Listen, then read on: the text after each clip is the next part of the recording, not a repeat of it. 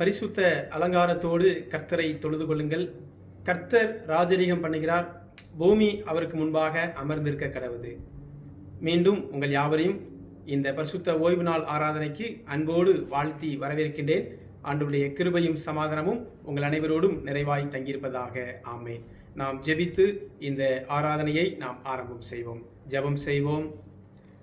பரிசுத்தமும் கிருபையும் இரக்கமும் அன்பும் நிறைந்த எங்கள் பரலோகத்தின் நல்ல தகப்பனே, இந்த ஆசீர்வாதமான மனமகிழ்ச்சி நாளுக்காக உம்மை நன்றியோடு துதிக்கிறோம், உம்மை ஸ்தோத்தரிக்கிறோம். அப்பா, வார நாட்கள் முழுவதையும் கர்த்தர் எங்களுக்கு வேலை நாட்களாக தந்து எங்களுடைய கைகளின் பிரயாசத்தை ஆசீர்வதித்து இந்த விடுமுறை நாளாகிய இந்த ஓய்வு நாளிலே உம் பாதம் பணிந்து உம்மை தொழுது கொள்ள தேவரீர் கொடுத்த நல்ல கிருபைகளுக்காக நன்றி செலுத்துகின்றோம்.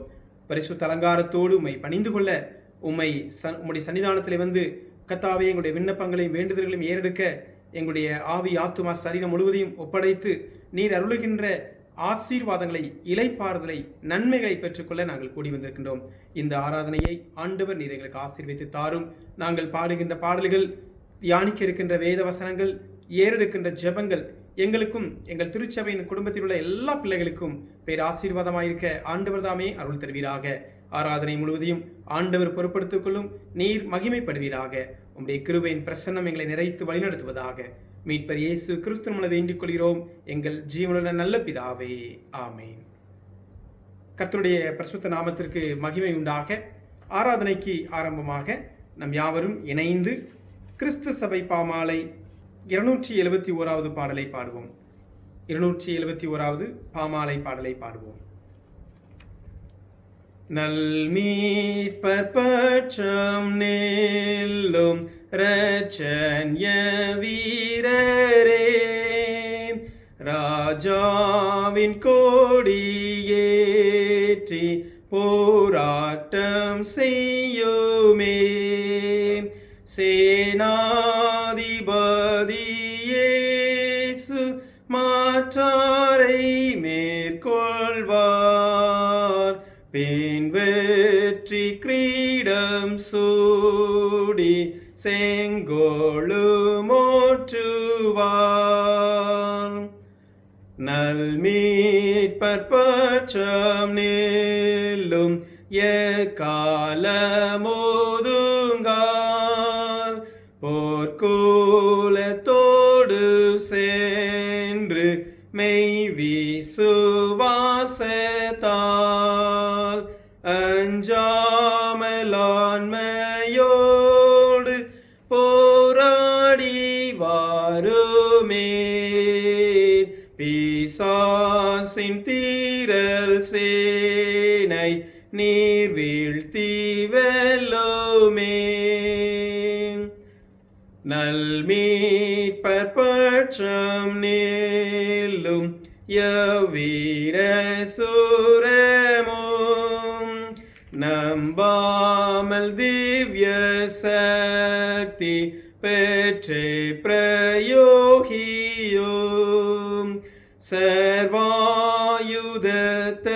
சர்வாயுதத்தையும் கர்த்தாவை சாருவே, யமோசமும் பாராமல் முன் தண்டில் செல்லுவே. நல்மீட்பர் பட்சம் நெல்லும் போராட்டமோயுமே,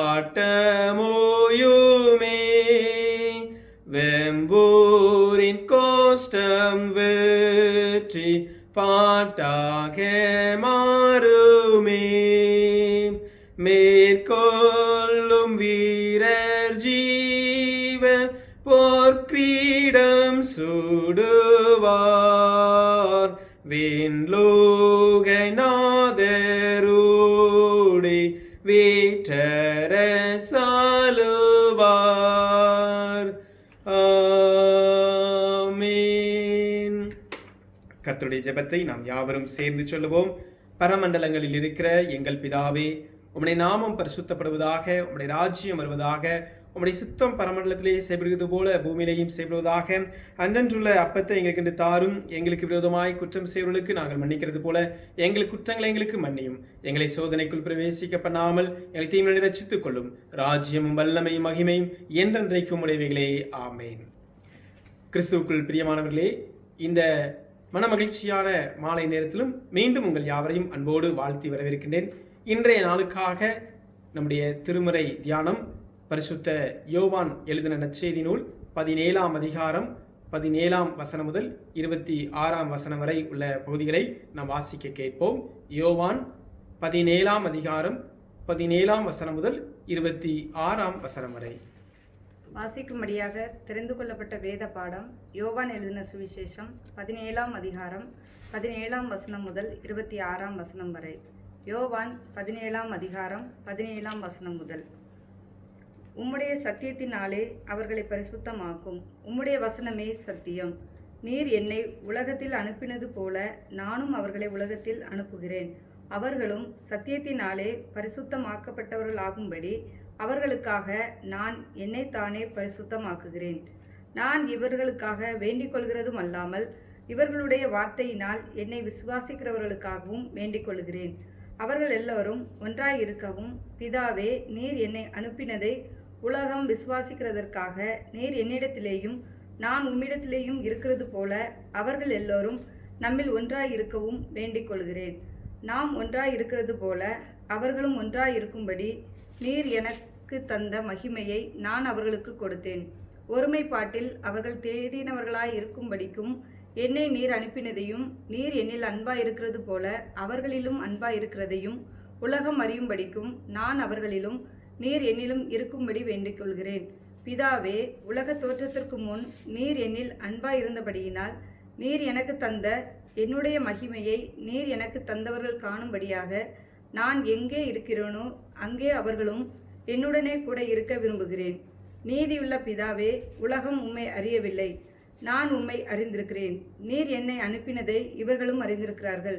நீர் என்னிடத்தில் வைத்த அன்பு அவர்களிடத்தில் இருக்கும்படிக்கும் நானும் அவர்களில் இருக்கும்படிக்கும் உம்முடைய நாமத்தை அவர்களுக்கும் தெரியப்படுத்தினேன், இன்னமும் தெரியப்படுத்துவேன் என்றார். வாசிக்கும்படியாக தெரிந்து கொள்ளப்பட்ட வேத பாடம் வாசித்து முடிந்தாயிற்று.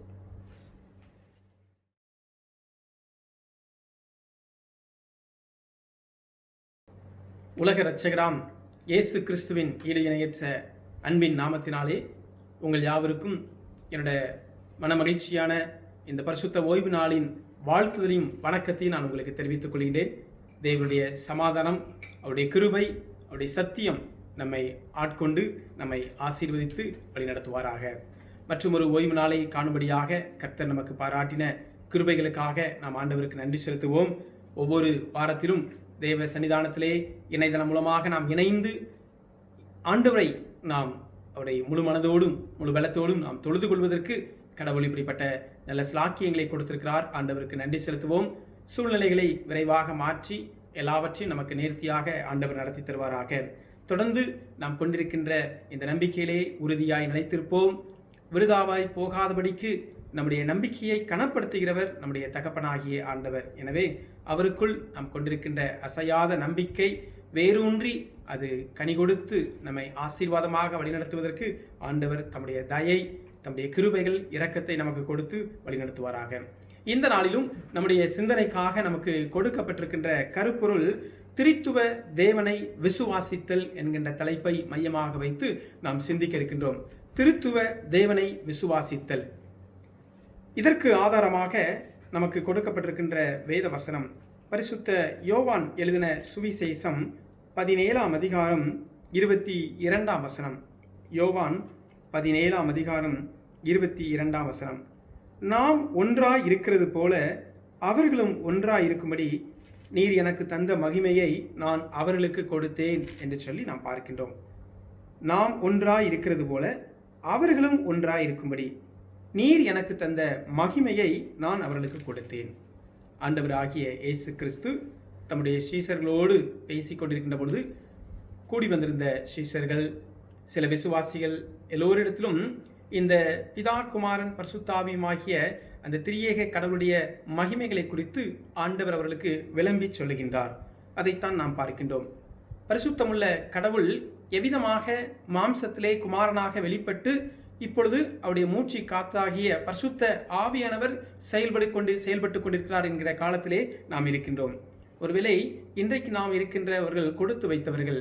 காரணம், முற்காலத்திலே பிதாவாகிய கடவுளை காணும்படியாக ஆசித்தவர்கள் பலர். நம்முடைய விசுவாசிகளின் தகப்பனாக ஆபிரகாமா இருக்கட்டும், நம்முடைய முற்பிதாவாகிய ஈசாக்காக இருக்கட்டும், யாக்கோபுவாக இருக்கட்டும், இவர்களுடைய வாழ்விலே பிதாவாகிய கடவுளை காணும்படியாக ஆசித்த நாட்கள் உண்டு.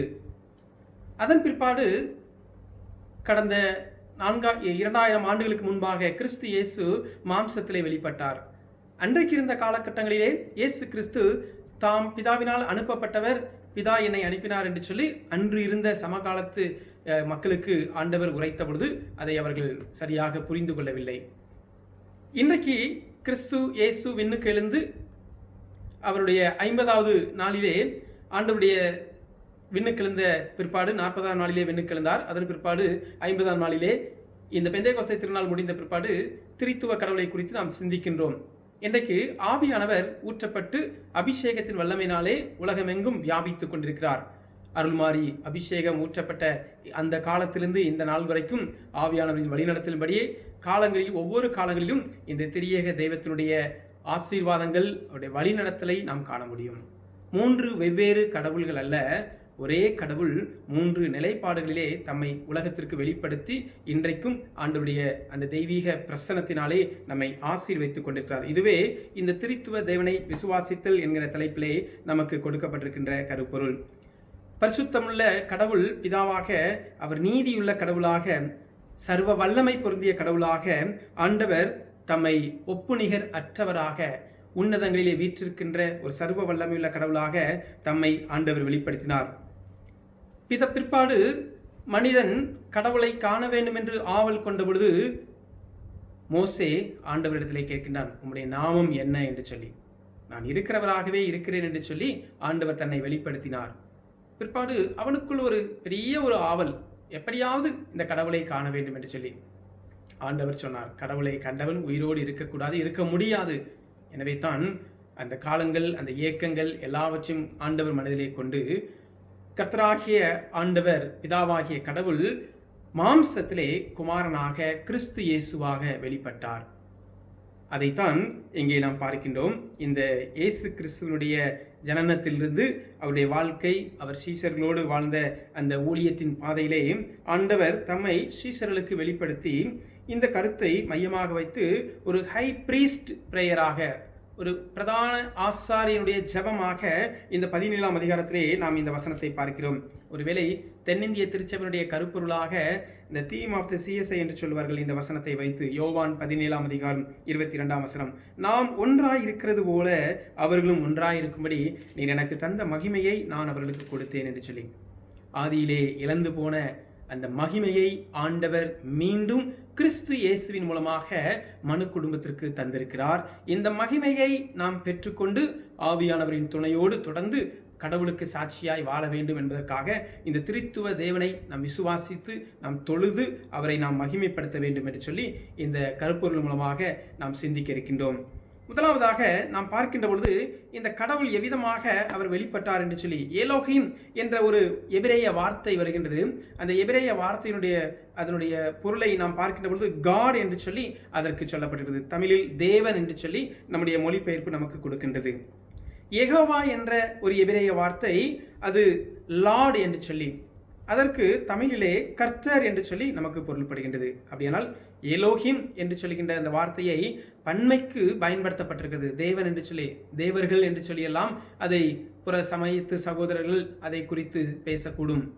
ஆனால் கர்த்தராகிய ஆண்டவர் யெகோவா என்று சொல்லி அந்த வார்த்தையின் மூலமாக வெளிப்படுகின்ற பொழுது தேவன் கர்த்தர் ஒருவரே என்று சொல்லி, ஒரே கர்த்தர், ஒரே விசுவாசம், ஒரே ஞானஸ்நானம் என்று சொல்லி நாம் எபேசியர் நிருபத்திலே நாம் படிக்கின்ற பொழுது அதை குறித்து நாம் அறிந்து கொள்ள முடியும். பிரியமானவர்களே, இந்த ஆண்டவராகிய கர்த்தர் பிதாவாகிய கடவுள் பழைய ஏற்பாட்டு காலத்திலே நம்முடைய முற்பிதாக்களுக்கு தம்மை வெளிப்படுத்தினார், தம்முடைய மகிமையை வெளிப்படுத்தினார், தம்முடைய அன்பை வெளிப்படுத்தினார், தம்முடைய வல்லமையை அவர்களுக்கு வெளிப்படுத்தினார். ஒரு சில குறிப்புகள் நான் அந்த பிதாவாகிய கடவுளை குறித்து எவ்விதமாக தம் மக்களோடு செயல்பட்டார் என்று சொல்லி நான் உங்களிடத்தில் கூற விரும்புகின்றேன். யோவான் 3ஆம் அதிகாரம் 16ஆம் வசனத்தை நாம் பார்க்கின்ற பொழுது, யோவான் 3:16, தேவன் தம்முடைய ஒரே பேரான குமாரனை விசுவாசிக்கிறவன் எவனோ அவன் கெட்டு போகாமல் நித்திய ஜீவனை அடையும்படிக்கு அவரை தந்திரளி இவ்வளவாய் உலகத்தில் அன்பு கூர்ந்தார். பிதாவாம் கடவுளின் அன்பை குறித்து நாம் முதலாவது சிந்திப்போம். இங்கே அவர் சொல்லுகின்றார், தேவன் தம்முடைய ஒரே பேரான குமாரனை விசுவாசிக்கிறவன் எவனோ அவன் கெட்டு போகாமல். இயேசு கிறிஸ்துவே இரட்சகர், என் வாழ்வை மீட்பவர், எனக்கு புது வாழ்வு தருபவர் என்பதை நம்பிக்கையோடு ஏற்றுக்கொண்டு விசுவாசிக்கிறவன் கெட்டு போகாதபடிக்கு, அவன் புது வாழ்வை நித்திய வாழ்வை அடையும்படிக்கு ஆண்டவர் தம்முடைய குமாரனாம் கிறிஸ்துவாக இந்த உலகத்திலே தந்திருளப்பட்டார். அதை நம்பிக்கையோடு விசுவாசிக்கின்ற பொழுது ஆண்டவர் நமக்கு நித்திய ஜீவனை அருளுகின்றார். இது பிதாவாம் கடவுளின் அன்பை வெளிப்படுத்துகின்றது. அண்ட சராசரங்களையும் படைத்த, சர்வலோகத்தையும் படைத்த ஆண்டவர் எல்ஷடாய் என்று சொல்லி தம்மை வெளிப்படுத்தினார். ஆதியாகமத்தின் புஸ்தகம் 17ஆம் அதிகாரம் 1ஆம் வசனத்திலே நாம் பார்க்கின்ற பொழுது அங்கே எல்ஷடாய் என்று சொல்லி தம்மை அங்கே ஆபிரகாமுக்கு வெளிப்படுத்துகின்றார். சூரியன், சந்திரன், நட்சத்திரம், ஊர்வன, பரப்பன என்று சொல்லி எல்லாவற்றையும் படைத்த ஆண்டவர் மிக நேர்த்தியாக தம்முடைய படைப்புகளை எல்லாம் படைத்து மனு மக்களுக்காக அதை கொடுத்தார். அப்பொழுது அவர் எல்ஷடாய் என்று சொல்லி உணரப்பட்டார். மேலும் பாவம் செய்யாமல் பரிசுத்தமாய் வாழ, நல்ல ஜீவியம் செய்ய, நம்மை தீமையிலிருந்து மேற்கொள்ள, நம்முடைய விருப்பு வெறுப்புகளை அறிந்து சாவதானமாய் சிந்தித்து செயல்படுவதற்காக ஆண்டவர் அவருடைய திருசாயலாக நம்மை படைத்தார்.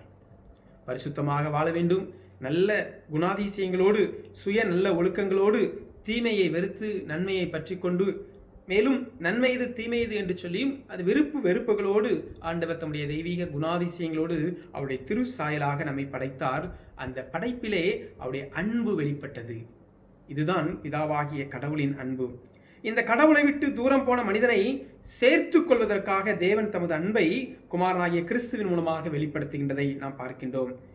யெகோவா ராஃபா என்று சொன்னால் அதனுடைய பொருள் நம்முடைய அக்கிரமங்களை குணமாக்கி பாவங்களை மன்னித்து நமக்கு பரிகாரியாக செயல்படுகின்ற ஆண்டவர். யாத்திராகமம் 15ஆம் அதிகாரம் 26ஆம் வசனத்திலே பரிகாரியாகிய கர்த்தர் நம்முடைய பாவங்களுக்காகவும் சரீரத்தின் அக்கிரமங்களுக்காகவும் தேவ கட்டளைகளுக்கு மீறினவர்களாகவும் நாம் காணப்பட்ட பொழுது அது நிமித்தமாக வந்த ரோகங்களையும் பாவங்களையும் சாபங்களையும் நீப்பதற்கு இந்த அன்புள்ள கடவுள் யெகோவா ராஃபாவாக வெளிப்பட்டார். யெகோவா ராஃபா அவர் சுகம் தரும் தெய்வமாக வெளிப்பட்டார். எனவே தான் அந்த யாத்திராகமம் 15ஆம் அதிகாரம் 26ஆம் வசனத்திலே அவருடைய அக்கிரமங்களை மன்னித்து அவருடைய நோய்களை குணமாக்கி அவர்களை பூரண மீட்புக்குள்ளாக நடத்துவதற்கு அவருடைய பாவங்களையும் அக்கிரமங்களையும் மன்னித்து அவர்களுக்கு கிருபையாய் இறங்கி சுகம் அருளுகின்றார் என்று சொல்லி பார்க்கின்றோம். இன்னுமாக அவருடைய கசப்பான வாழ்க்கையை, மாறாவின் அனுபவமாக இந்த கசப்பின் வாழ்க்கையை பரிசுத்தமாக்கிய அந்த தேவத்தினுடைய அன்பு அங்கே வெளிப்பட்டது. இதுதான் அந்த பிதாவாகிய கடவுளின் அன்பாக நாம் இங்கே பார்க்கின்றோம். இன்னும் நாம் பார்க்கின்ற பொழுது அநேக நாமங்கள் அந்த பிதாவாகிய கடவுளுக்கு சொல்லப்பட்டிருக்குது. யெகோவாயிரே என்றால் கர்த்தரின் பர்வதத்தில் பார்த்து கொள்ளப்படும் என்று சொல்லி ஆதியாகமம் 22ஆம் அதிகாரம் 14ஆம் வசனத்திலே நம்முடைய விசுவாசிகளின் தகப்பனாகிய ஆபிரகாம் தன்னுடைய சொந்த குமாரனாம் கடவுள் கடைசி காலத்திலே 100வது வயதிலே கொடுத்த அந்த புத்திரனை அவனை அங்கே பலி செலுத்தும்படியாக மோரியா மலைக்கு கூட்டிக் கொண்டு செல்கிறதை நாம் பார்க்கின்றோம். பலி செலுத்துவதற்காக தன்னுடைய கரத்தில் இருந்த கத்தியை ஓங்கி அந்த குமாரனாம் இந்த ஈசாக்கை பலி செலுத்த அவன் முற்படுகின்ற பொழுது ஆண்டவராகிய கர்த்தருடைய வார்த்தை தடுத்து நிறுத்தி, போதும் என்று சொல்லி, என்னுடைய வார்த்தைக்கு நீர் இம்மட்டும் கீழ்ப்படிந்தீர் என்று சொல்லி அவனை கனப்படுத்தி அந்த இடத்திலே ஆண்டவருடைய நாமத்துக்கு மகிமையாக முள்ளில் சிக்கிக் கொண்டிருந்த ஆட்டுக்கடாவை பலி செலுத்தும்படியாக ஆண்டவர் அங்கே ஒரு ஏற்பாடு செய்கிறதை பார்க்கின்றோம். இது ஆண்டவர் கர்த்தருடைய பர்வதத்திலே பார்த்து கொள்ளப்படும் அந்த மோரியா மலையிலே பார்த்து கொள்ளப்பட்ட அந்த பலி ஆடாக பிற்பாடு கடவுளாகிய ஆண்டவர் கிறிஸ்து இயேசுவாக பலி செலுத்தப்படுவதை ஒப்புமைப்படுத்தும்படியாக இந்த அனுபவங்களை நாம் அங்கே பார்க்கின்றோம். இவ்விதமாக யெகோவாயிரே கர்த்தரின் பர்வதத்திலே பார்த்து கொள்ளப்படும் என்று சொல்லி நாம் பார்க்கிறோம். எல்ஷடாய் அவர் சர்வ வல்லமையுள்ள தேவன். யெகோவா ரூஃபா என்று சொன்னால் ஒரு மெய்ப்பனை போல ஆண்டவர் தம் ஜனங்களை அவர்கள் வனாந்தர பாதையிலே வழிநடத்தி கொண்டு வந்தார்.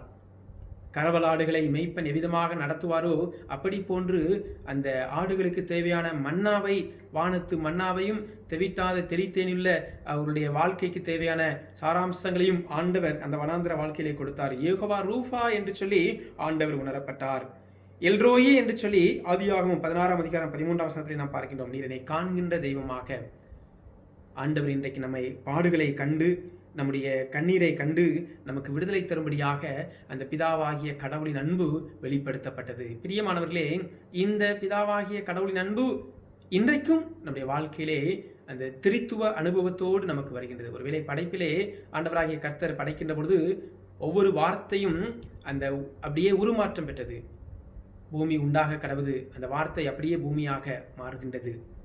சமுத்திரம் வெட்டாந்திரை என்று சொல்லி தனித்தனியாக பிரிய கடவுது என்று சொன்ன உடனே அப்படியே அந்த வார்த்தை அந்த பொருளாக மாறியது. அப்படியாக ஆதியிலே தேவன் அந்த வார்த்தையை பிரயோகிக்கின்ற பொழுது வார்த்தையாகிய கிறிஸ்து இயேசுவாம் கடவுள் அங்கே திருத்துவ அனுபவத்திலே படைப்புகளில் இருக்கின்றார். ஆவியானவராக ஆண்டவர் வியாபித்துக் கொண்டிருந்தார் என்று சொல்லி பார்க்கிறோம். அந்த மூவரு கடவுளினுடைய அந்த திருத்தன்மையை நாம் அங்கு உணர முடியும். யெகோவா மெகாதீஸ் என்றால் பரிசுத்தமாக்குகிற கர்த்தர். காரணம், கடவுள் பரிசுத்தம் உள்ளவர். அவரை அண்டிக் கொள்ளுகின்ற பிள்ளைகள், அவரை வழிபடுகின்ற பிள்ளைகளும் பரிசுத்தமாக நாம் ஜீவிக்க வேண்டும் என்பதற்காக லேவியராகவும் 20ஆம் அதிகாரம் 8ஆம் வசனத்திலே என் கட்டளைகளை கைக்கொண்டு நடவுங்கள், நான் உங்களை பரிசுத்தமாக்குகிற கர்த்தர் என்று சொல்லி அங்கே நாம் பார்க்கின்றோம். 3 எபிரேய வார்த்தைகள் இந்த பரிசுத்தத்தை கொடுத்து அங்கே சொல்லப்பட்டிருக்கிறது. சாமர்தம் என்று சொன்னால் கை கொள்ளுங்கள் என்று சொல்லி, அஷிதேம் என்றால் நடவுங்கள், மெகாதீஸ் என்றால் உங்களை பரிசுத்தமாக்குகிறவர் என்று சொல்லி. எனவே நம்மை பரிசுத்தப்படுத்தும்படியாக, அந்த பரிசுத்தமாக்குதலை கை கொள்ளும்படியாக, அதிலே நடவும்படியாக ஆண்டவராகிய கர்த்தர் யெகோவா மெகாதீஸ் என்று சொல்லி தம்மை வெளிப்படுத்தினார். பிரியமானவர்களே, இப்படி அந்த கடவுளுடைய நாமங்களின் மூலமாக அந்த தெய்வீக அன்பு வெளிப்பட்டது. இதுவே திருத்துவ தெய்வத்தினுடைய பிதாவாம் கடவுளின் அந்த தூய தன்மையாக நாம் பார்க்கின்றோம். 60 ஆண்டு காலங்கள் காலராவுக்கு நோய் கண்டுபிடிக்க முடியாமல் இருந்தது. அதன் பிற்பாடு அது எப்படி வந்ததோ அப்படியே அழிந்து போய்விட்டது. இப்பொழுது நாம் இருக்கின்ற இந்த காலகட்டத்திலே கொரோனா போன்ற வியாதிகளில் அச்சுறுத்துகின்ற கிருமிகள் வந்து கொண்டிருக்கிறது.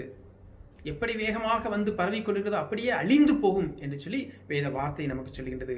கடவுள் தம்முடைய கரத்தின் நிமித்தமாக அதை அழித்து போடுகின்றார். அவருடைய கரம் நீட்டப்பட்டிருக்கிறது. அவருடைய கரம் நம்மை தொட்டு சுகமாக்கும். யெகோவா ராஃபா என்று சொல்லி நாம் பார்க்கின்றோம். காரணம், அவர் ஒருவரே நமக்கு சுகம் தருகின்ற தெய்வமாக இருக்கிறார். யெகோவா ஷம்மா, அவர் கூட இருக்கின்றார். எசேக்கியேல் 48ஆம் அதிகாரம் 35ஆம் வசனத்திலே நாம் பார்க்கின்ற பொழுது யெகோவா ஷம்மாவாக ஆண்டவராகிய கர்த்தர் நம் கூடவே இருக்கின்றார் என்று சொல்லி பார்க்கின்றோம்.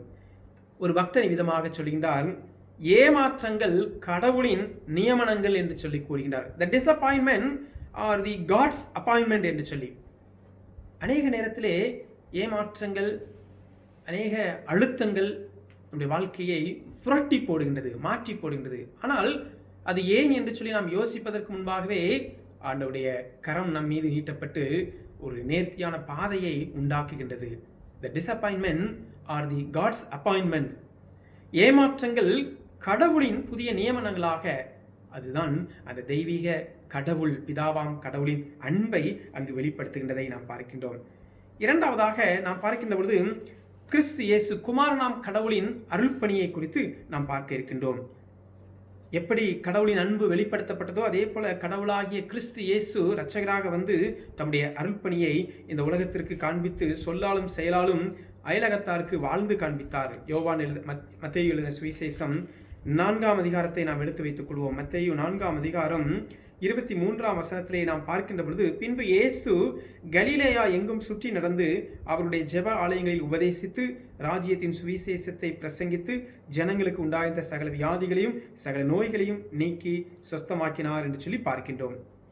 அதே மத்தேயு சுவிசேஷம் 9ஆம் அதிகாரம் 35ஆம் வசனத்திலே நாம் பார்க்கின்ற பொழுது அங்கேயும் இதே வார்த்தை மீண்டும் அங்கு பதியப்பட்டிருக்கின்றது. மத்தேயு 9ஆம் அதிகாரம் 35ஆம் வசனத்திலே, பின்பு இயேசு சகல பட்டணங்களையும் கிராமங்களையும் சுற்றி நடந்து ஜெப ஆலயங்களில் உபதேசித்து ராஜ்யத்தின் சுவிசேஷத்தை பிரசங்கித்து ஜனங்களுக்கு உண்டாயிருந்த சகல வியாதிகளையும் சகல நோய்களையும் நீக்கி அவர்களை சொஸ்தமாக்கினார். இதுதான் குமாரனாம் கிறிஸ்து இயேசுவினுடைய அன்பு இங்கே அருள்பணியாக மாறுகின்றது. கடவுளின் அன்பு இப்பொழுது குமாரன் இயேசு கிறிஸ்துவின் மூலமாக அது அருள்பணியாக மாறுகின்றது. அந்த அன்பு இப்பொழுது செயல் வடிவம் பெறுகின்றது. அன்புள்ள கடவுள் அன்றைக்கு அற்புதங்களை செய்தார், அடையாளங்களை செய்தார். எரிகோ கோட்டையை இடிந்து விழ செய்தார், செங்கடலை இரண்டாக பிளக்க செய்தார், யோர்தான் நதியை பிரிந்து அதன் வழியாக வெட்டாந்தரையில் நடப்பதை போன்று தம்முடைய ஜனங்களை நடத்தினார். இது கடவுளின் அன்பு அடையாளங்கள் மூலமாக வெளிப்பட்டது. இப்பொழுது அருள்பணியாக கிறிஸ்து இயேசுவின் மூலமாக அங்கே வெளிப்படுகிறது. ஒரு மீட்பராக வர வேண்டும். தேவ மகிமையை இழந்தவர்கள் ஆதியிலே அந்த ஆதாம் ஏதேனிலே அந்த தெய்வீக மகிமையை இழந்து தோட்டத்தை விட்டு வெளியேற்றப்பட்டார். இழந்து போன மகிமையை மீட்டு கொள்ளும்படியாக, இழந்து போன அந்த தெய்வீக மாண்பை மீட்டு கொண்டு மீண்டும் மனுப்புத்திரனுக்கு கொடுக்கும்படியாக இயேசு கிறிஸ்து மாம்சத்திலே வந்தார். அந்த கடவுளின் அன்பு குமாரனாக அவர் மாம்சத்திலே வந்து வெளிப்பட்டார், ஒரு மீட்பராக. அது நிமித்தமாக அந்த கிறிஸ்துவுக்குள் நமக்கு ஒரு மறுவாழ்வு, ஒரு புது பிறப்பு, த born again கிறிஸ்டியன் என்று சொல்வார்கள். கிறிஸ்துவுக்குள் ஒரு புது பிறப்பை இந்த வாழ்க்கை நமக்கு கற்றுக் கொடுக்கின்றது. இந்த கிறிஸ்தவ ஜீவியம் நமக்கு கற்றுக் கொடுக்கின்றது. அதைத்தான் அங்கே நாம் பார்க்கின்றோம். யோவான் 1 அதிகாரம் 14 வசனத்திலே நாம் பார்க்கின்ற பொழுது இயேசு கிறிஸ்து எவ்விதமாக அவர் மாம்சத்திலே வெளிப்பட்டார் என்று சொல்லி நாம் அங்கே பார்க்கின்றோம். அந்த வார்த்தை மாம்சமாகி கிருபையினாலும் சத்தியத்தினாலும் நிறைந்தவராய் நமக்குள்ளே வாசமணினார். அவருடைய மகிமையை கண்டோம். அந்த மகிமை அது பிதாவுக்கு ஒரே பேரானவருடைய மகிமைக்கு ஏற்ற மகிமையாக இருந்தது. யோவான் 3:16 பார்க்கின்ற பொழுது இழந்து போன மகிமையை என்று சொல்லி நாம் பார்க்கின்றோம். அந்த இழந்து போன மனிதன் இழந்து போன மகிமையை கிறிஸ்துவிலே கண்டோம் என்று சொல்லி யோவான் சொல்லுகின்றார். அந்த மகிமையை கண்டோம்.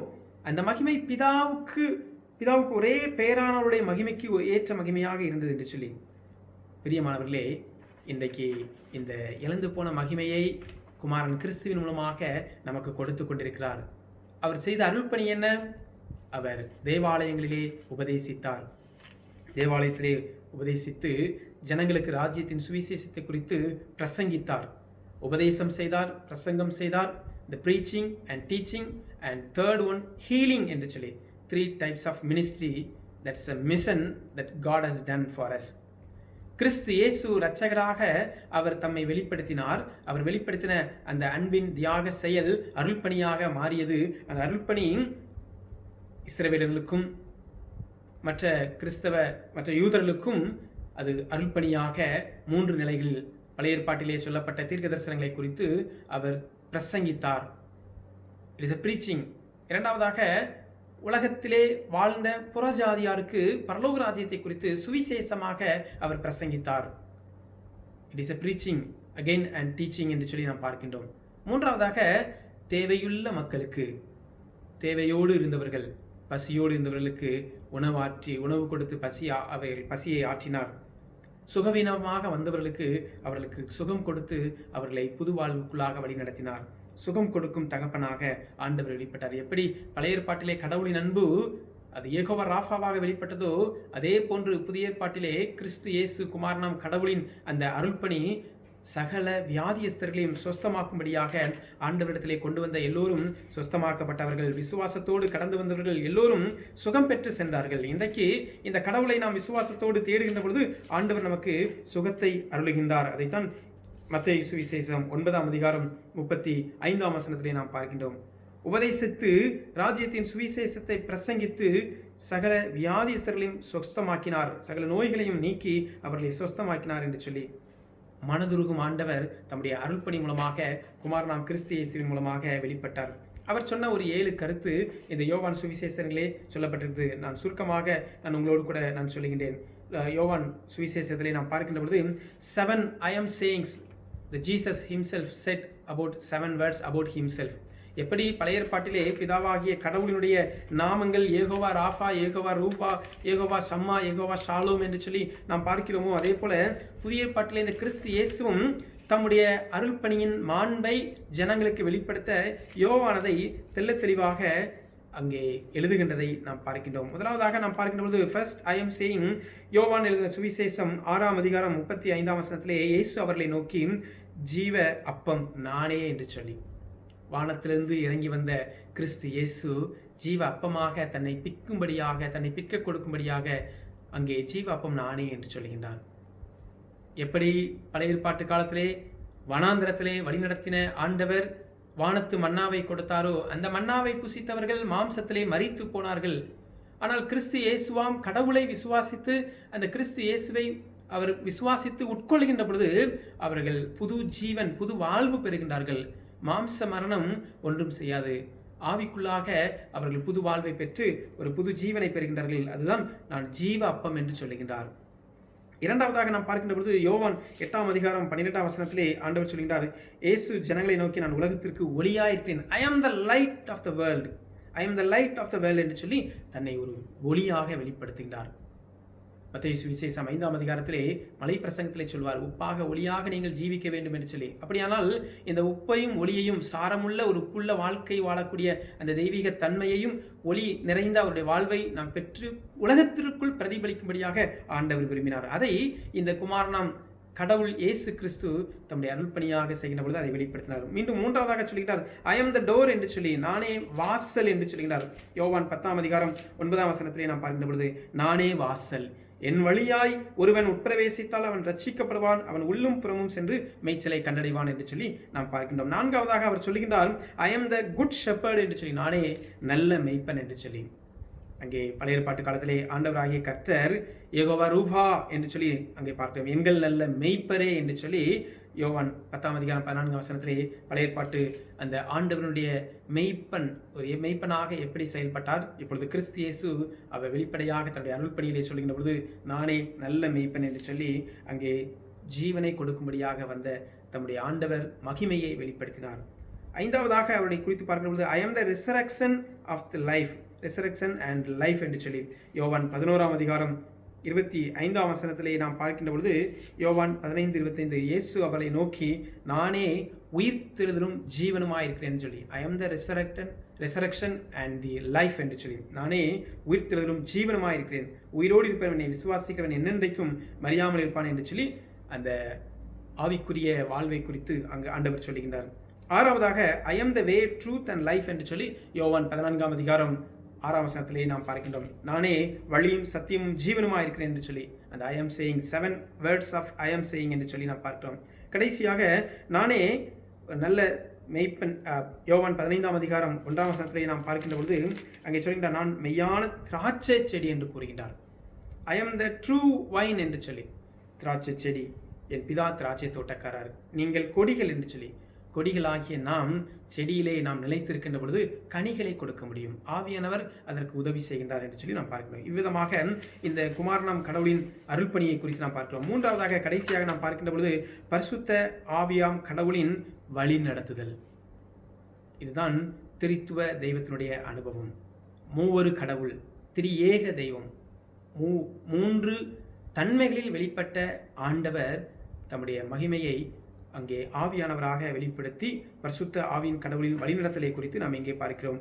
ஒரு புது வாழ்வுக்கு நேராக ரட்சிக்கப்பட்ட மீட்பின் வாழ்விலே சாட்சியாக வெற்றியாக வாழ்வதற்கு இந்த ஆவியானவருடைய வல்லமை நமக்கு அவசியம் என்பதை அங்கே நமக்கு சொல்லுகின்றார். இந்த பாராக்ளிட் என்று சொல்லப்படுகிறது. Is a comforter, counsellor, making a holiness, God the Holy Spirit making us to be a holy. நம்மை பரிசுத்தப்படுத்துகின்ற தகப்பனாக இந்த பரிசுத்தாவியை குறித்து நாம் பார்க்கிறோம். அவர் முதலாவது பரிந்து பேசுகின்றார். ஏசாயா 6ஆம் அதிகாரம் 7ஆம் வசனத்திலே நாம் பார்க்கின்ற பொழுது இவ்விதமாக இந்த உலகத்திற்கு அவர் பரிந்து பேசுகின்ற ஒரு ஊழியத்தை செய்கின்றார் என்று சொல்லி அங்கே நாம் பார்க்கின்றோம். ஏசாயா 6ஆம் அதிகாரம் 7ஆம் வசனம், அதனால் என் வாயை தொட்டு இதோ உன் உதடுகளை தொட்டதினால் உன் அக்கிரமம் நீங்கி உன் பாவம் நிவிர்த்தியானது என்று சொல்லி ஆண்டவராகிய கர்த்தர் அங்கே தம்மை வெளிப்படுத்தினார். இரண்டாவதாக தேற்றரவாளனாக, comforter, God of comfort, consoles all the souls, the bereaved, the deprived. உலகத்திலே பல்வேறு சூழல்களிலே போராட்டத்தோடு மன அமைதி இல்லாமல் நிம்மதி இல்லாமல் வாழ்ந்து கொண்டிருக்கின்ற அந்த ஆத்துமாவிற்கு தேற்றப்படும்படியாக தேற்றரவாளனாம் ஆவியானவர் தந்துள்ளப்படுகின்றார் என்று சொல்லி நாம் பார்க்கின்றோம். இன்னுமாக யோவான் 16ஆம் அதிகாரம் 8ஆம் வசனத்திலே அவர் உலகத்தை கண்டித்து உணர்த்துவார். அவர் வந்து பாவத்தை குறித்தும் நீதியை குறித்தும் நியாய தீர்ப்பை குறித்தும் உலகத்தை கண்டித்து உணர்த்துவார் என்று சொல்கின்ற அந்த வார்த்தையை நாம் பார்க்கின்றோம். 2 கொரிந்தியர் 3ஆம் அதிகாரம் 17ஆம் வசனத்திலே அவர் விடுதலை அருளுகின்றவர், பாவத்திலிருந்து நமக்கு விடுதலை அருளுகின்றவர், பரிசுத்தமான வாழ்க்கை வாழ்வதற்கு நம்மை தைரியப்படுத்துகின்றவர். இதுதான் பரிசுத்த ஆவியானவருடைய செயல்பாடுகள். அவர் வழிநடத்துகின்ற ஆவியானவர், வல்லமையின் ஆவியானவர் நம்முள் வந்துவிட்ட காரணத்தினால் இந்த பொல்லாத சாத்தானை நாம் மேற்கொள்வதற்கு நமக்கு உதவ முடியும் ஆவியானவர் என்று சொல்லி பக்தன் பாடுகின்றார். அப்போஸ்தலர் 1ஆம் அதிகாரம் 8ஆம் வசனத்திலே ஆண்டவராகிய கர்த்தர் தம்முடைய சீஷர்களை பார்த்து சொன்னார், நீங்கள் காத்திருங்கள், நீங்கள் பலப்படுவீர்கள். காத்திருந்து ஆவியை பெற்றுக்கொண்டு நீங்கள் பலனடைந்து சாட்சிகளாய் வாழ்வீர்கள். ஒரு பலனடைந்து சாட்சியுள்ள ஜீவியம் வாழ்வதற்கு இந்த ஆவியானவர் நமக்கு உதவி செய்கின்றார். பிரியமானவர்களே, இந்த திரித்துவ கடவுளுடைய 3 அந்த வெவ்வேறு அனுபவங்களை மூவொரு கடவுளுக்குள் நாம் வைத்து பார்க்கின்றோம். எப்படி பிதாவாக பழைய ஏற்பாட்டு காலத்திலே செயல்பட்டார், குமார் நாம் கிறிஸ்துவாக மாம்சத்திலே வெளிப்பட்ட ஆண்டவர் அந்த அன்பை அருள்பணியாக நமக்கு மாற்றி கொடுத்தார். மூன்றாவதாக அந்த தம்முடைய ஜீவ சுவாசத்தை, ஆண்டவருடைய சுவாசமே பரிசுத்த ஆவியானவராக நமக்குள் தந்திரப்படுகின்றார். அருளப்பட்ட ஆவியானவர் அபிஷேகத்தின் வல்லமையினால் நம்மை நித்தம் நித்தம் வழி நடத்துகிறார். எனவே தான் இந்த திரித்துவ தெய்வத்தின் அனுபவத்திலே நாம் வாழ வேண்டும். மூன்றையும் நாம் தனித்தனியாக வைத்து தொழக்கூடாது. இன்றைக்கு நிறைய உபதேசங்கள், கல்ட் என்று சொல்லப்படுகின்ற இன்னைக்கு அநேக கள்ள உபதேசங்கள் தோன்றியிருக்கிறது. கள்ள உபதேசங்கள் இன்னைக்கு அநேகம் வஞ்சித்து கொண்டிருக்கிறது, ஜனங்களை வஞ்சித்து கொண்டிருக்கிறது. நம் இறை நம்பிக்கையை, விசுவாசத்தை கலங்கடிக்கும் கள்ள போதனைகள் பெருகியிருக்கிறது. எகோவா விட்னஸ் என்று சொல்லி, பிதாவாம் கடவுளே ஒருவர் என்று சொல்லி, த ஜீசஸ் ஒன்லி என்று சொல்லி, த ஹோலி ஸ்பிரிட் கைடன்ஸ் என்று சொல்லி பரிசுத்தாவியை மாத்திரம் தனியாக வழிபட்டு கொண்டிருக்கிறார்கள், குமாரனை மாத்திரம் தனியாக வழிபட்டு கொண்டிருக்கிறார்கள், பிதாவாகிய கடவுளை மாத்திரம் தனியாக வழிபட்டு கொண்டிருக்கிறார்கள். ஆதியிலே இருந்த கள்ள உபதேசங்களை குறித்து நமக்கு வேதம் தெளிவாக சொல்கிறது. அப்போஸ்தலருடைய நடவடிக்கைகள் 16ஆம் அதிகாரத்திலே அந்த பல்வேறு விதமான கள்ள போதனைகள் இருந்தது என்று சொல்லி, நாஸ்டிசிசம், ஹியூமனிசிசம், எபிக்குரியனிசம், ஏத்திசம், பேனந்திசம், டொசட்டிசம் என்று சொல்லி நிறைய கள்ள போதனைகள் பெருகியிருந்த காலத்திலே கிறிஸ்து இயேசுவை குறித்து அறிவித்த அந்த நற்செய்தி அவர்களுக்கு சற்று புதினமாக இருந்தது, ஒரு புதினம் போல தோன்றியது. ஆனாலும் ஆவியானவர் யார் யாருக்குள்ளே செயல்பட்டாரோ அவர்கள் எல்லோரும் அந்த சத்திய வசனத்தை, நற்செய்தியை கேட்டு ரட்சிக்கப்பட்டு மனம் திரும்பி ஞானஸ்நானம் பெற்று கிறிஸ்துவுக்கு வல்லப்பெரும் திட சாட்சிகளாக மாறினார்கள். இன்றைக்கு நாம் வாழ்ந்து கொண்டிருக்கிற காலத்திலும் அநேக கள்ள போதனைகள் பெருகி கொண்டிருக்கிறது. சாவாமையை குறித்து ஒருவர் அவர் புரிந்து கொண்ட விதம் அவ்விதமாக, வேதத்தை எவ்விதமாக புரிந்து கொண்டிருக்கிறார்கள், மாம்சீகத்திலே புரிந்து கொண்டால் அவருடைய மாம்ச சிந்தைகள் வெளிப்படும். ஆவியானவர் ஊற்றப்படுகின்ற பொழுது அந்த தேவ வார்த்தை வெளிப்படும். அபிஷேகத்தின் வல்லமையினாலே தேவ வார்த்தையை அங்கே வெளிப்படுத்த வேண்டும், கடவுளை மகிமைப்படுத்த வேண்டும்.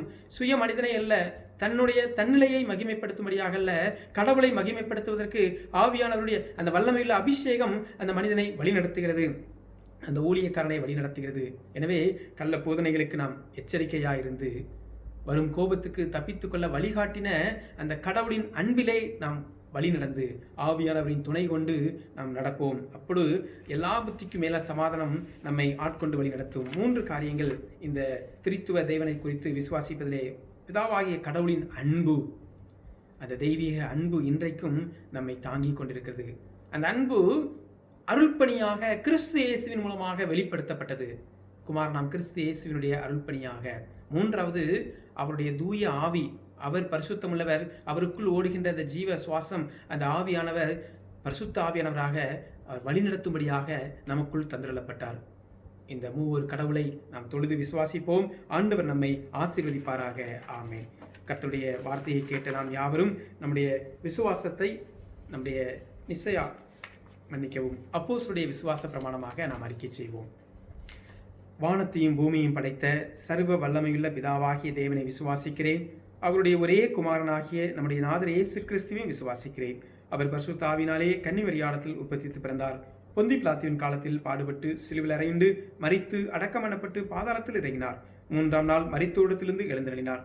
பரமளத்துக்கேறி சர்வ வல்லமையுள்ள பிதாவாகிய தேவனுடைய வலது பார்சத்திலே வீற்றிருக்கிறார். அவ்விடத்திலிருந்து உயிரோரையும் மரித்தோரையும் நியாயம் தீர்க்க வருவார். பரிசுத்த ஆவியையும் விசுவாசிக்கிறேன். பொதுவாயிருக்கிற பரிசுத்த சபையும் பரிசுத்தவான்களுடைய ஐக்கியமும் பாவ மன்னிப்பும் சரீரம் உயிர்த்தெழுதலும் நித்திய ஜீவன் முன்னு விசுவாசிக்கிறேன். ஆமேன். இந்த வாரத்திலே தன்னுடைய பிறந்த நாட்களை மற்றும் திருமண ஆண்டுகளை ஆசரிக்கின்ற நம்முடைய ரூவி திருச்சபை மற்றும் நம்முடைய சோகார் திருச்சபையுடைய பிள்ளைகளுடைய பெயர்களை நான் வாசிக்கின்றேன்.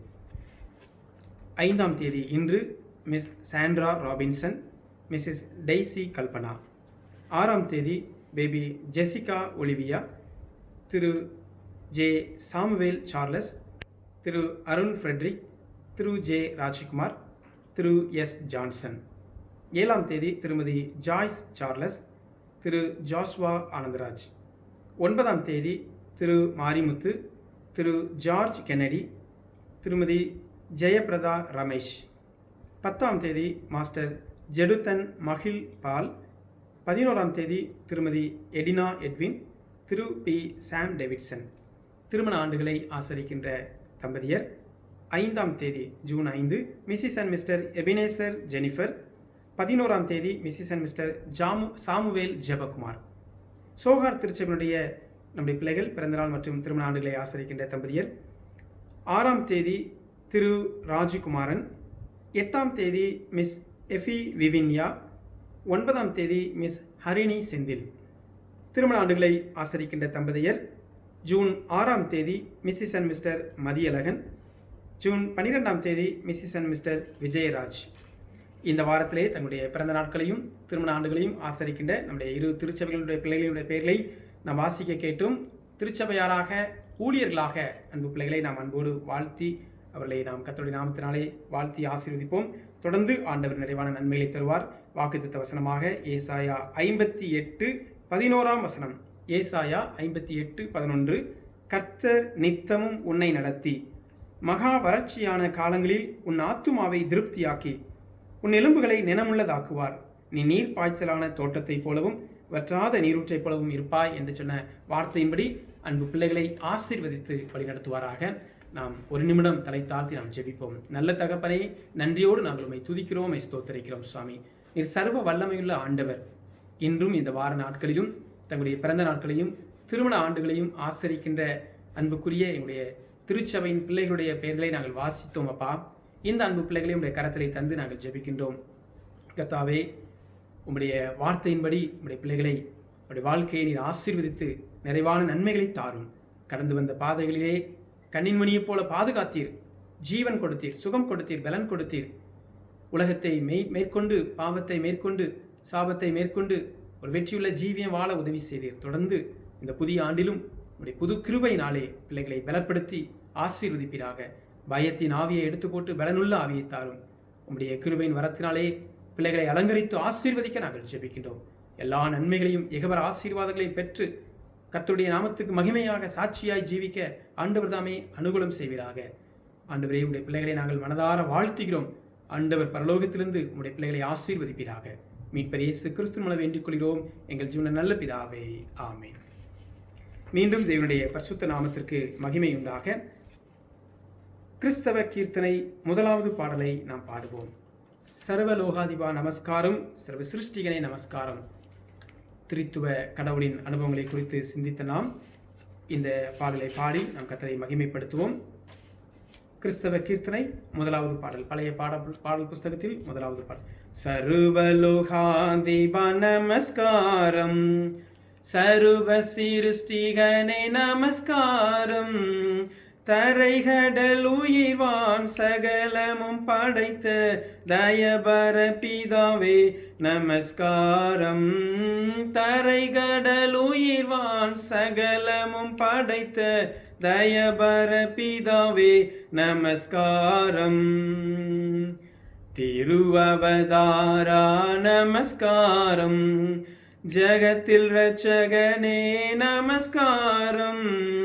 தரணியின் மனுடர் உயிரடைந்தோங்க தருவினில் மாண்டோய் நமஸ்காரம். தரணியின் மனுடர் உயிரடைந்தோங்க தருவினில் மாண்டோய் நமஸ்காரம். பரிசுத்த ஆவி நமஸ்காரம், பரமசற்குருவே நமஸ்காரம். அருபியாய் அடியார் அகத்தினில் வசிக்கும் அரிய சித்தே சதா நமஸ்காரம். அருபியாய் அடியார் அகத்தினில் வசிக்கும் அரிய சித்தே சதா நமஸ்காரம். முத்தொழிலோனே நமஸ்காரம், மூன்றிலொன்றோனே நமஸ்காரம். கர்த்தாதி கர்த்தா கருண சமுத்திரா நித்ய த்ரியேகா நமஸ்காரம். கர்த்தாதி கர்த்தா கருண சமுத்திரா நித்ய த்ரியேகா நமஸ்காரம். சர்வலோகாதிப நமஸ்காரம். சர்வ சிருஷ்டிகனே நமஸ்காரம். தரைகடல் உயிர்வான் சகலமும் படைத்த தயபர பிதாவே நமஸ்காரம். தரைகடல் உயிர்வான் சகலமும் படைத்த தயபர பிதாவே நமஸ்காரம். நாம் ஜெபித்து இந்த ஆராதனையை நாம் நிறைவு செய்வோம். ஆண்டவருடைய சமூகத்திலே கூடி வந்து அவரை ஆராதிக்க ஆண்டவர் கொடுத்த மற்றும் ஒரு ஓய்வு நாளுக்காக நாம் நன்றி செலுத்துவோம். எத்தனையோ பேர்களுக்கும் கிடைக்கக்கூடாத ஸ்லாக்கியத்தையும் பாக்கியத்தையும் ஆண்டவர் நமக்கு அற்புதமாக அதிசயமாக தந்து நம்மை ஆச்சரியமாக வழிநடத்தி வருகின்ற கிருபைகளுக்காக தயவுக்காக ஆண்டவருக்கு நாம் நன்றி செலுத்துவோம்.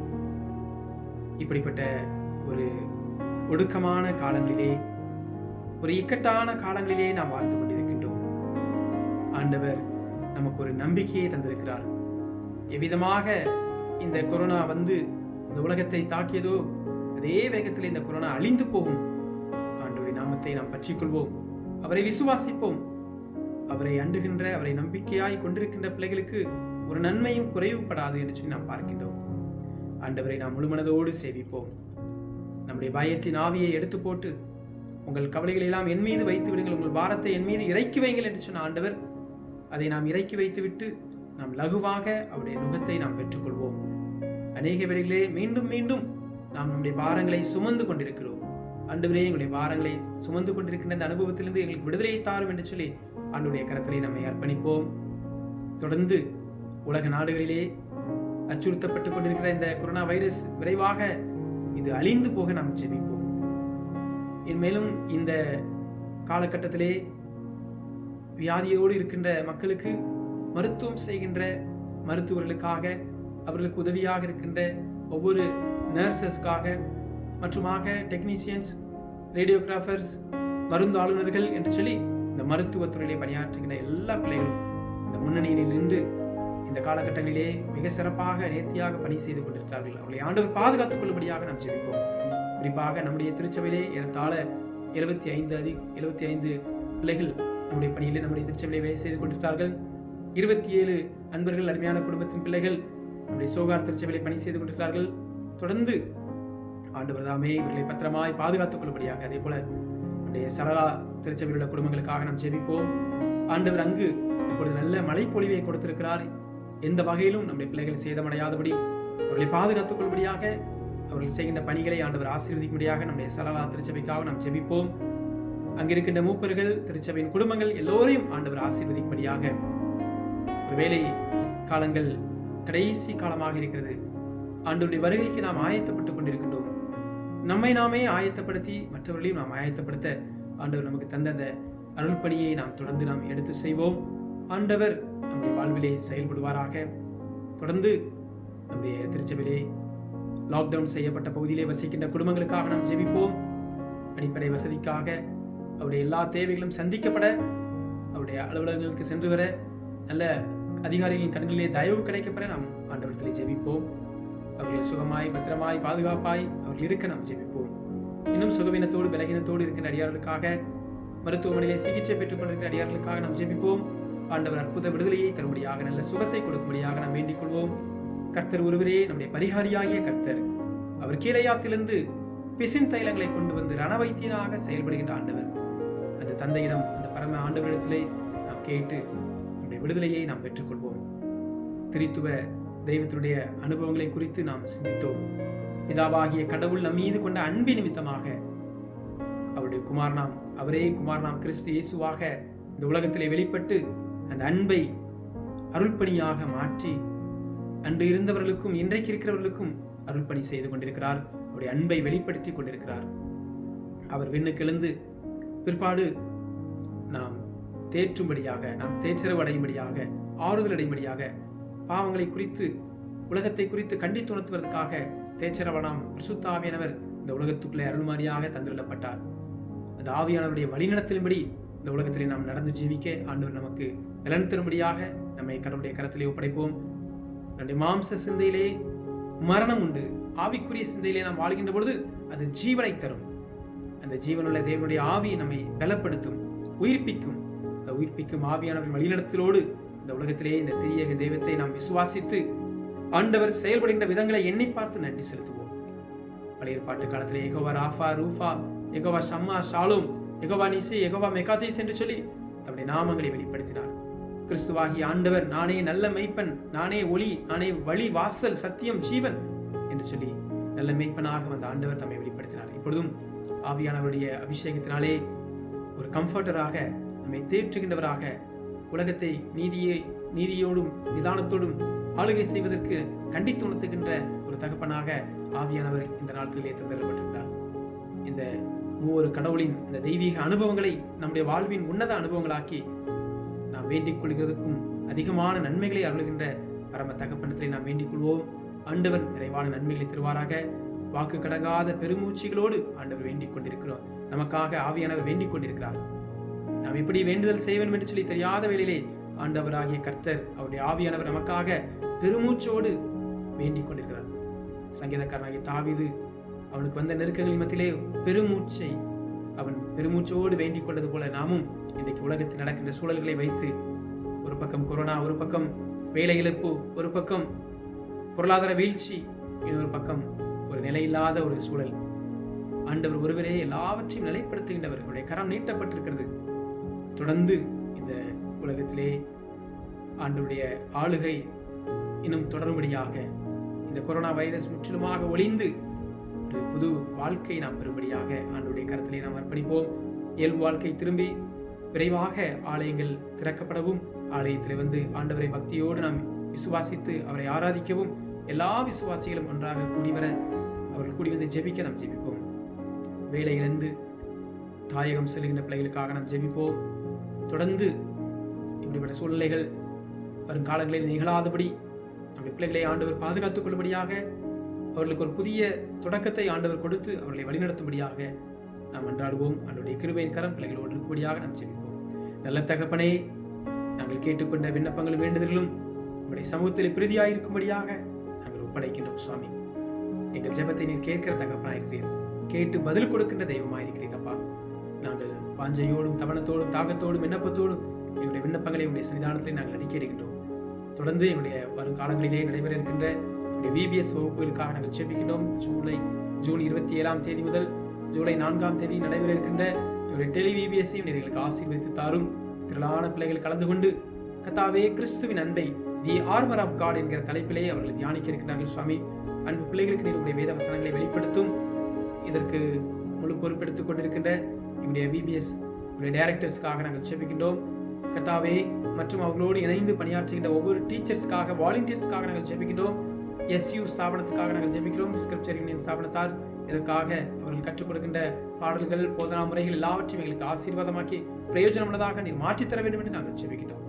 தொடர்ந்து உங்களுடைய அன்பின் கருத்துக்கள் அர்ப்பணிக்கிறோம். ஆசீர்வதியும், நிறைவான நன்மைகளை தாரும். குற்றங்கள் குறைகளை மன்னித்து உங்களுடைய ஆவின் வல்லமையினால் எங்களை நிறைத்து ஆசீர்வதிக்க நாங்கள் ஜெபிக்கின்றோம்.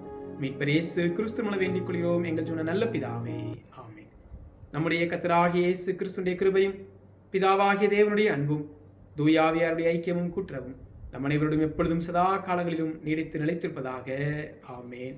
என் ஆத்துமாவே கர்த்தரை ஸ்தோத்திரி, என் முழு உள்ளமையுடைய பரிசுத்த நாமத்தை ஸ்தோத்திரி. என் ஆத்துமாவே கர்த்தரை ஸ்தோத்திரி, கர்த்தர் செய்த சகல உபகாரங்களையும் மறவாதே. ஆமேன், ஆமேன். God bless you. God bless you.